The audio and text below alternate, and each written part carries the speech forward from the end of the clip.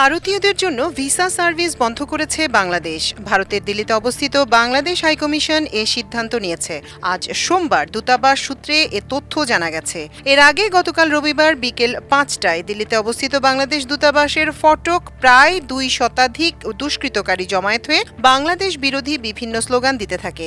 এই নিয়ে পরপর ২ দিন দিল্লির বাংলাদেশ হাইকমিশন সংঘবদ্ধ দুষ্কৃতকারীদের হামলার শিকার হলো। বিশ্বস্ত সূত্রে জানা গেছে, এরা অখণ্ড হিন্দু রাষ্ট্র নামক উগ্র হিন্দুত্ববাদী সন্ত্রাসী সংগঠনের সদস্য। এই উগ্রবাদী সংগঠনের অন্যতম একটি ঘোষিত লক্ষ্য হল বাংলাদেশকে অখণ্ড ভারতের অঙ্গীভূত করা।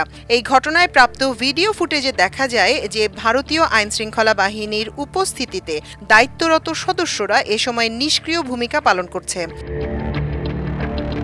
এমনকি আইনশৃঙ্খলা বাহিনীর সদস্যদের কেউ কেউ সন্ত্রাসীদেরকে উৎসাহ প্রদান করে।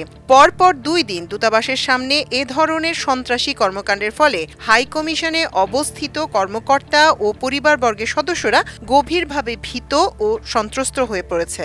এর আগে শনিবার স্থানীয় সময় রাত ৯টার দিকে অখণ্ড হিন্দু রাষ্ট্র সেনার ব্যানারে একদল উগ্র হিন্দু জঙ্গি নিরাপত্তা বেষ্টনী পার হয়ে বাংলাদেশ হাউসের মূল ফটকের সামনে এসে বিক্ষোভ করে। এ সময় তারা নানা ধরনের বাংলাদেশ বিরোধী জঙ্গি স্লোগানের পাশাপাশি ভারতে নিযুক্ত বাংলাদেশের হাইকমিশনার রিয়াজ হামিদুল্লাহকে হত্যার হুমকি দেয়। এ ঘটনাকে নজিরবিহীন বলে উল্লেখ করেছে ঢাকা ও দিল্লির কূটনৈতিক সূত্রগুলো।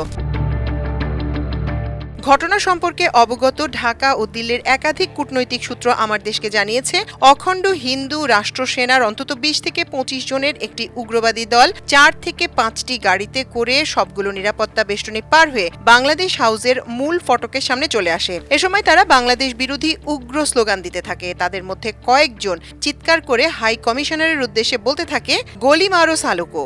এ ঘটনা যখন ঘটছিল তখন বাংলাদেশ হাউসের নিরাপত্তায় নিয়োজিত বাহিনীর সদস্যরা নীরবে দাঁড়িয়েছিলেন। বিক্ষোভকারীদের সেখানে আসতে কোনো ধরনের বাধা দেয়নি নিরাপত্তা কর্মীরা। কূটনৈতিক সূত্রগুলো আরও জানিয়েছে, তারা অনেকক্ষণ ধরে স্লোগান দেওয়ার পর নিরাপদে বাংলাদেশ হাউসের ফটক ত্যাগ করে। এ সময় হাইকমিশনার রিয়াজ হামিদুল্লাহ ও তার পরিবারের সদস্যরা বাংলাদেশ হাউসেই অবস্থান করছিলেন। হাইকমিশনার ও তার পরিবারের সদস্যরা সম্পূর্ণ নিরাপত্তাহীন অবস্থায় ছিলেন, কারণ এই উগ্রবাদীদের ঠেকাতে নিরাপত্তা বাহিনী কোনো পদক্ষেপই নেয়নি। দিল্লির কূটনৈতিক সূত্র বিস্ময় প্রকাশ করে বলেছে, রাতের আধারে চাণক্যপুরী অর্থাৎ কূটনৈতিক পাড়ায় কিভাবে উগ্র হিন্দুরা বিক্ষোভ করতে পারল তা একটি বড় প্রশ্ন। কারণ কর্তৃপক্ষের সম্মতি ছাড়া কোনোভাবেই এই সুরক্ষিত এলাকায় প্রবেশ করা সম্ভব নয়। এদিকে বাংলাদেশ হাইকমিশন আক্রান্তের ঘটনাকে অত্যন্ত গুরুত্বের সঙ্গে নিয়েছে অন্তর্বর্তী সরকার। সরকারের পক্ষ থেকে আনুষ্ঠানিক প্রতিক্রিয়া জানানোর পাশাপাশি বেশ কিছু পদক্ষেপ এরই মধ্যে নেওয়া হয়েছে।